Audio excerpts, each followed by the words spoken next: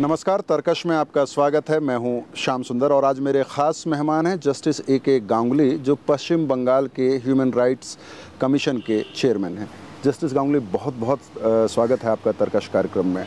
पश्चिम बंगाल काफ़ी चर्चा में है। वहां पर एक स्टूडेंट ऑर्गेनाइजेशन के एक नेता की मौत हो गई पुलिस कस्टडी में। सरकार की अकाउंटेबिलिटी बनती है, जुडिशियल प्रोब की जो मांग हो रही है उस पर आप सहमति ना भी दें अगर आपको लगता है कि पुलिस इंक्वायरीज काफ़ी है, लेकिन आपको नहीं लगता है कि इस राजनीतिक बयानबाजी से बचना चाहिए था, सरकार को ज़्यादा अकाउंटेबिलिटी दिखानी चाहिए थी? Well, the statement of the chief minister that the death of a student leader in a police action is unfortunate. That is a statement. That statement per se is not objectionable. Certainly, a death of a young student is unfortunate. But she possibly has made a statement as to the reason why the student died, whether it is a case of death or a case of accident. Now you see, the position of a chief minister is a very important one both in our democracy and in our constitution. Virtually the chief minister is the highest decision-making authority both on the administrative side and on the executive side, apart from the judiciary, which is different. So when police investigation is on and police is trying to find out the reason why such a thing has happened, and there are contradictory versions, no one, whether he is the chief minister or anyone, should make an attempt to prejudge the situation. You see, such prejudgment, if anyone makes by virtue of his or her authority, is not consistent with the concept of open democracy, where everybody has a right. You see, the unfortunate relations, the parent, the father and other relation of the victim boy, they are having a particular kind of thought. Now the chief minister is not the chief minister of a political party. The chief minister is the chief minister of the entire state. She is also the chief minister of those persons who are close to the victims. Therefore, it is expected of a chief minister not to say something in such a sensitive situation which will hurt the sentiment of anybody. The chief minister ought to wait the outcome of the investigation. That's how I want to say. But then the chief minister is a popularly elected person. I can't say anything beyond this. जी, आपने कहा कि मुख्यमंत्री पूरे state की मुख्यमंत्री होती है, किसी राजनीतिक पार्टी की मुख्यमंत्री नहीं होती है। आप कमेंट नहीं करना चाहते हैं, वो पॉपुलरली इलेक्टेड लीडर हैं। आपने एक इन्वेस्टिगेशन ऑर्डर की है इस मामले में, क्या स्टेटस है? हम लोग इन्वेस्टिगेशन में हम लोग रिपोर्ट्स मंगा है। One from the commissioner of police, another report हम लोग मंगा है। हम लोग का इन्वेस्टिगेशन टीम है ह्यूमन राइट्स कमीशन का, 7 दिन के लिए अंदर रिपोर्ट मांगे हैं।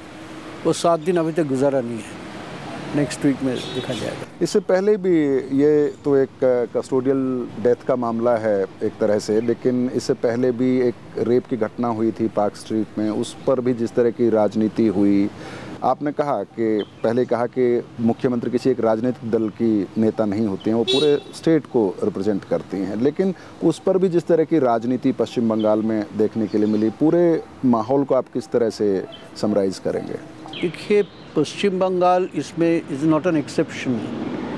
Over rape, over various acts of crime in different states also राजनीति होता है।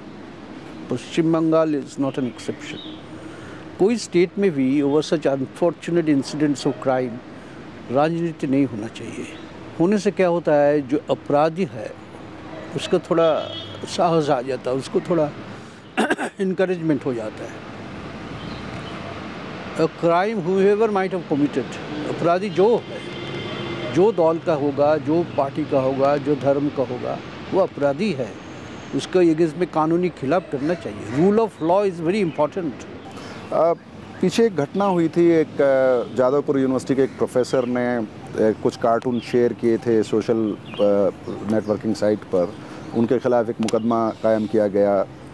आपने उसकी आलोचना की और इसकी वजह से मुख्यमंत्री आपसे नाराज़ हुई। उन्होंने कहा कि आप अनबायस तरीके से काम नहीं कर रहे हैं। कैसा महसूस होता है? देखिए, वो रिकमेंडेशन हम लोग, I was the chairman, I am still the chairman of the West Bengal human rights commission, और रिकमेंडेशन हमारा कमीशन दिया है 14 अगस्त में, एंड 15 अगस्त मुख्यमंत्री जी ने एक स्टेटमेंट बयान दिया है, इसमें कुछ स्टेटमेंट दिया है बट मेरे नाम पे नहीं। वो मेरे if I consider that those are statements directed against me, तो उसमें मुख्यमंत्री जी ने अनबायस्ड नहीं बोला। मुख्यमंत्री जी ने बोला कि एक कमीशन के लिए हम लोग एक चेयरमैन ढूंढ रहे थे, एक अच्छा आदमी को लेके आया। हम लोग सोचे थे वो अनबायस्ड काम करेगा, मगर वो कुछ नहीं जानता, उसको कुछ मालूम नहीं है, आइन कानून उसको कुछ जानता नहीं जानने का वजह से वो ऐसे लिखता है as if he is the chief justice of India, president of India. मुख्यमंत्री हमको मूर्ख बोला आइन की जबर से, आइन का उसको कोई धरना नहीं है, अनबायस नहीं बोला। मुख्यमंत्री इज़ अ लर्नड पर्सन में से। जस्टिस गांगुली से तर्कश में ये बातचीत जारी रहेगी।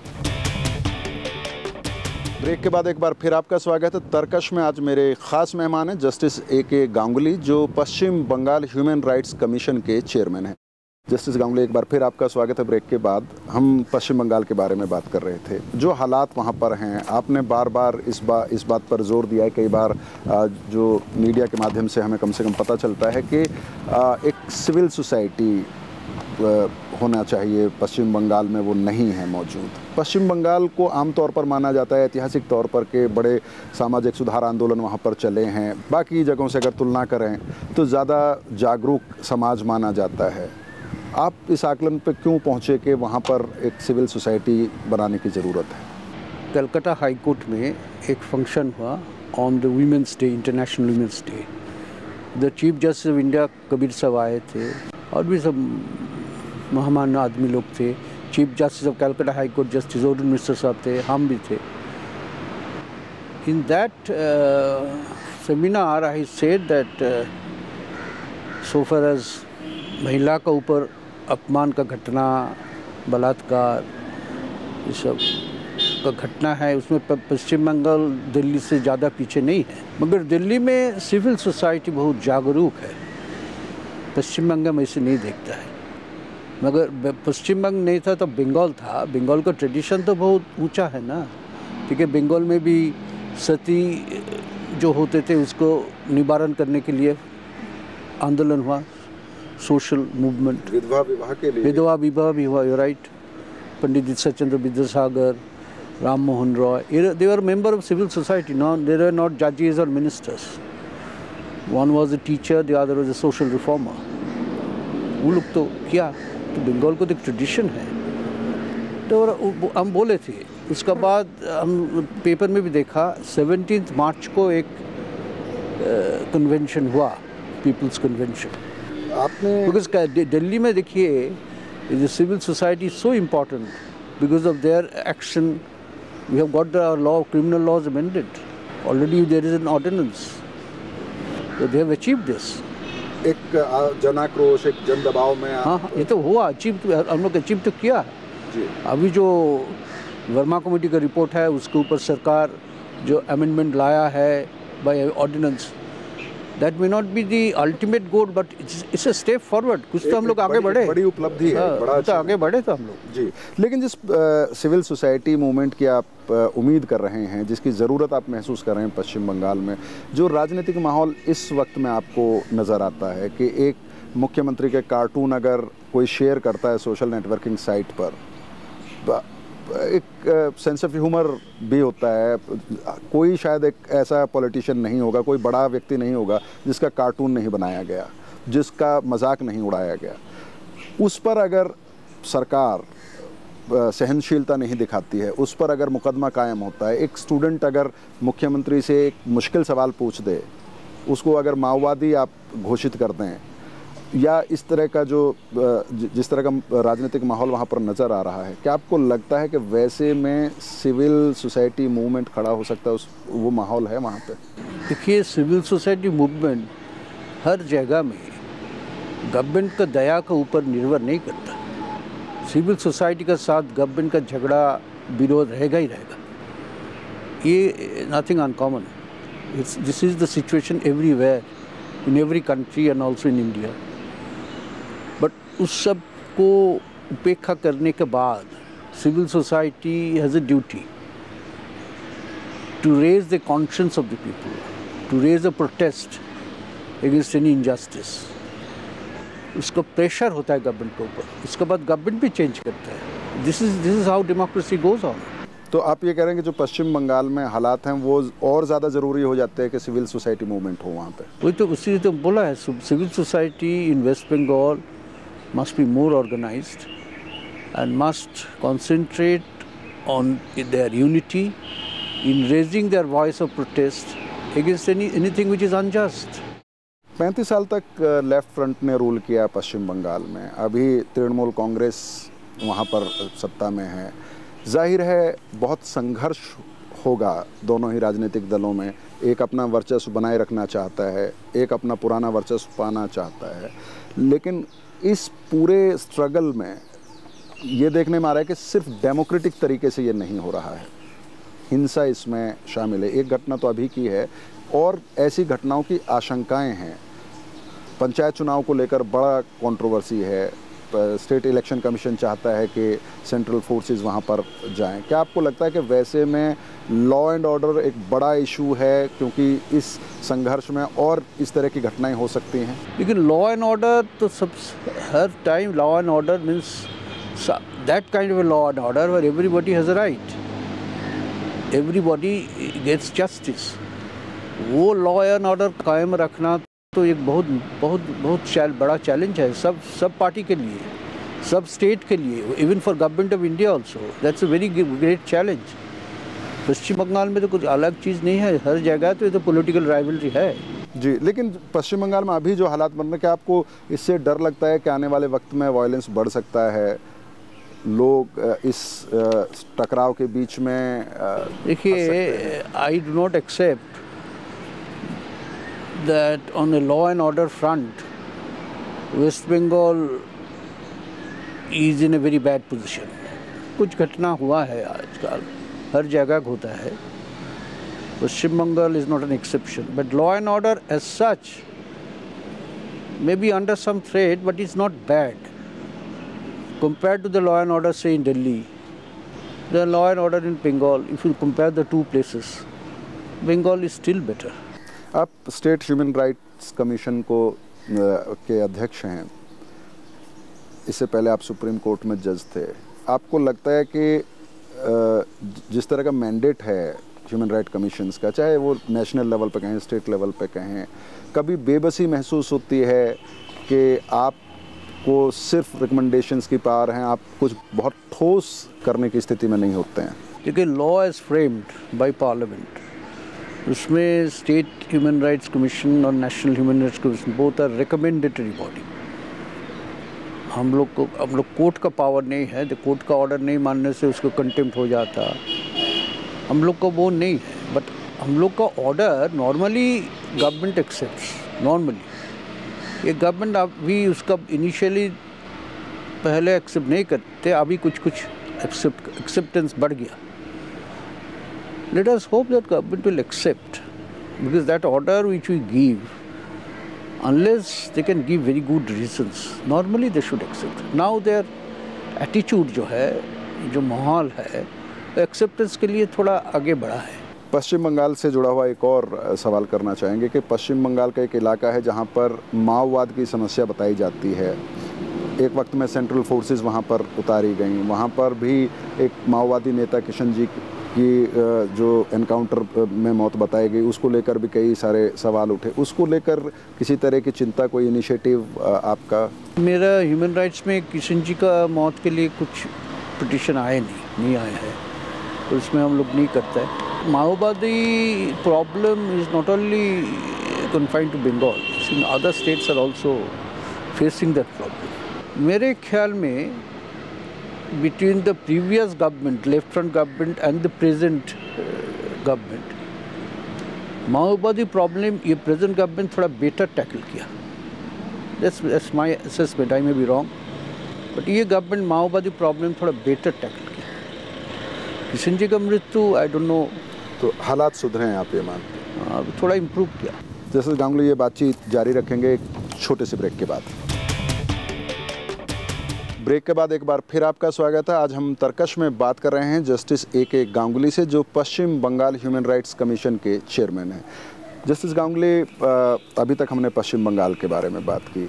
आप सुप्रीम कोर्ट के जज रहे, कई हाई प्रोफाइल केसेस आपने हैंडल किए, 2G उनमें से एक बड़ा केस है। अभी हाल ही में केंद्रीय मंत्री कपिल सिब्बल ने कहा कि कोर्ट्स ने टेलीकॉम का जो गोल्डन गूज था उसको मार दिया है, देश का बड़ा नुकसान कर दिया है अदालतों ने।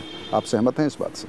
नहीं, सहमत पे हो सकता, हम सहमत नहीं है, मगर I do not know by saying the golden goose was killed whether reference was made to 2G judgment, but the judgment has taken a view that the licenses which were given, well, I do not say anything after the judgment is delivered, but the judgment has given reasons why the licenses were quashed. गए licence लोग सब खत्म कर गया, reason है। लेकिन ये सवाल बार बार उठाया, अगर हम एक इस खास केस की बात को छोड़ भी दें, जुडिशियल एक्टिविज़म की बात आती है बार बार। आपने खुद कहा कि कानून बनाना संसद का काम है, सुप्रीम कोर्ट उसको परिभाषित कर सकता है, उसमें कोई खामी है उसको पॉइंट आउट कर सकता है, लेकिन बार बार ये सवाल उठता है राजनीतिक दलों की तरफ से, सरकार की तरफ से, कई बार हाईएस्ट फोरम्स से, कि जुडिशरी जो है वो दखल कर रही है सरकार के इलाके में। देखिए, कानून तो ठीक है, कानून बनाना पार्लियामेंट का काम है या असेंबली का काम है, उसको इम्प्लीमेंट करना, और इम्प्लीमेंटेशन ऑफ द लॉ में नॉन इम्प्लीमेंट कभी कभी इम्प्लीमेंट भी नहीं होता, मगर रूल ऑफ लॉ का जो विजन है कॉन्स्टिट्यूशन में, वो तो कानून जो बनता है उसका ऊपर, that is called higher law. The higher court like the high courts and supreme court, they ensure that the governance of this country, शासन जो होता है कॉन्स्टिट्यूशन के मुताबिक हो।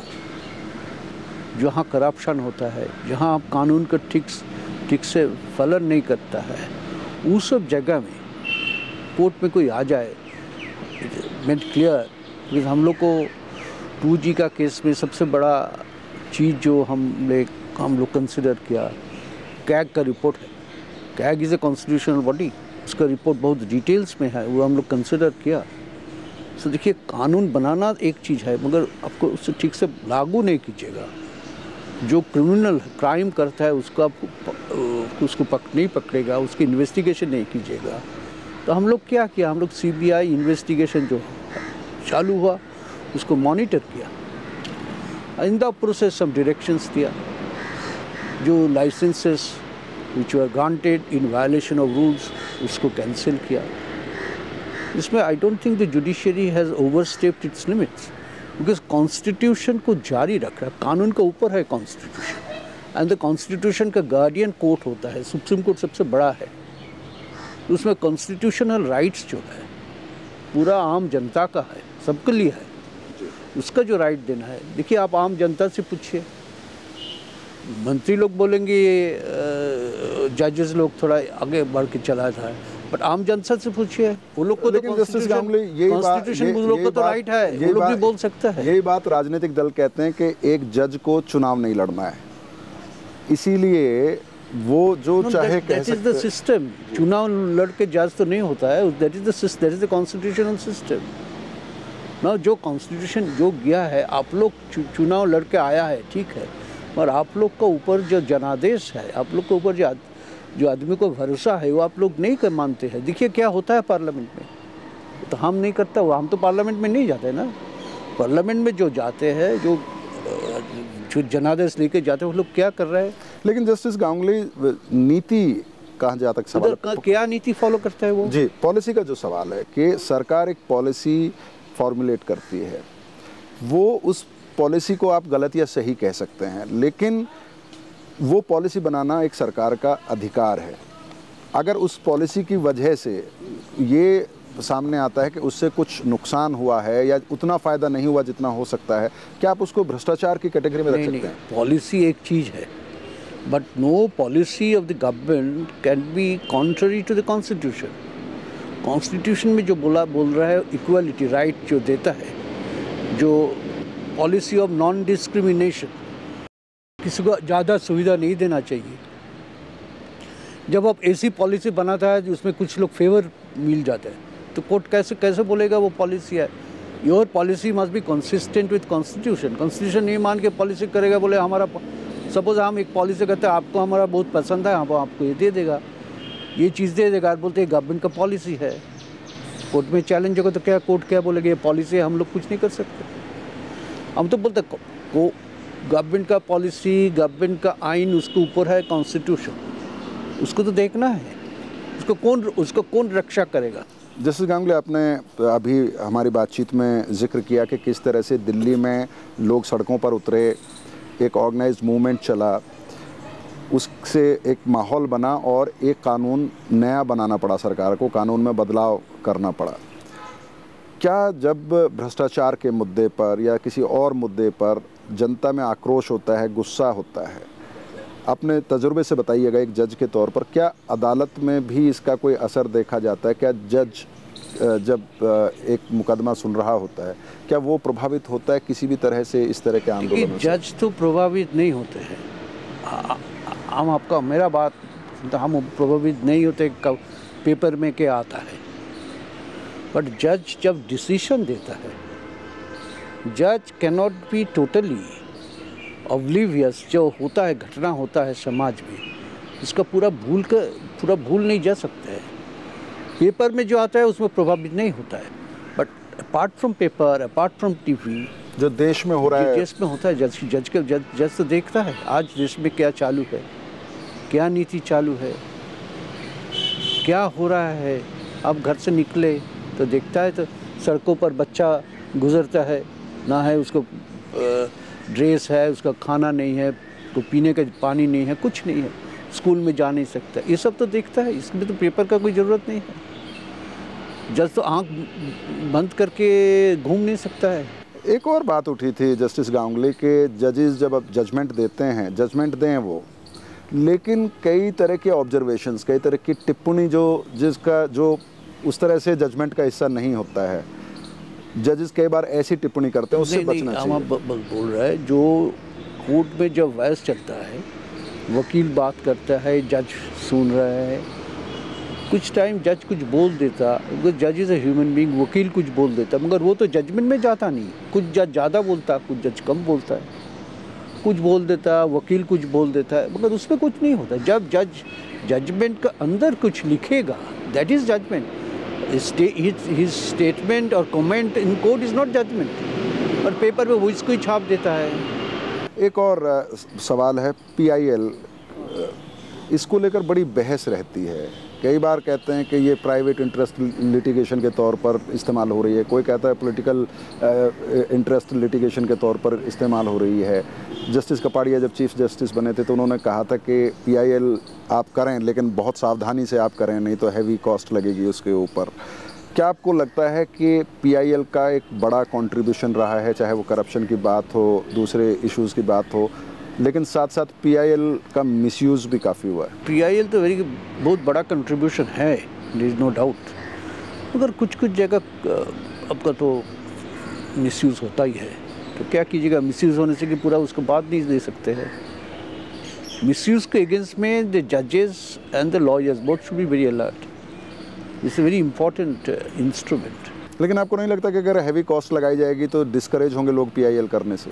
नहीं, कॉस्ट से सब नहीं बनता है, मगर जजमेंट से, ये से अभी तो थोड़ा कंट्रोल हो रहा है। अभी पहले वाला जैसे होते थे, अभी तो PIL कंट्रोल बहुत कंट्रोल हो गया। जस्टिस गांगुली, आखिरी सवाल आपसे करना चाहूँगा कि देश में आपने कहा कि सिविल सोसाइटी का आंदोलन हुआ, कोर्ट ने भी काफ़ी एक्टिवली करप्शन केसेस को खुद मॉनिटर करके उन मामलों में फैसले सुनाए। क्या आपको लगता है, उम्मीद बनती है कि करप्शन को लेकर, पारदर्शिता को लेकर, ट्रांसपेरेंसी को लेकर सरकार ने भी काम किया है? कई ऐसे बिल संसद में आए हैं, चाहे वो RTI की बात करें आप, चाहे ग्रीवेंस रिड्रेसल बिल की बात करें, सिटीजन चार्टर बिल जिसको आप कह सकते हैं, विसल ब्लोअर प्रोटेक्शन बिल। तो ऐसा नहीं है, संसद की तरफ से भी काम हो रहा है? हो रहा है, जरूर हो रहा है। दोनों मिल के काम करने से तो डेमोक्रेसी और constitution dreams will be fulfilled. काम तो हो रहा है। जस्टिस गांगुली, बहुत बहुत शुक्रिया राज्यसभा टीवी के लिए समय निकालने के लिए। तो ये थे जस्टिस AK गांगुली, बेबाक राय तर्कश में रखते हुए। एक और मेहमान के साथ अगले सप्ताह आपसे फिर मुलाकात होगी, तब तक के लिए हमें अनुमति दें। नमस्कार।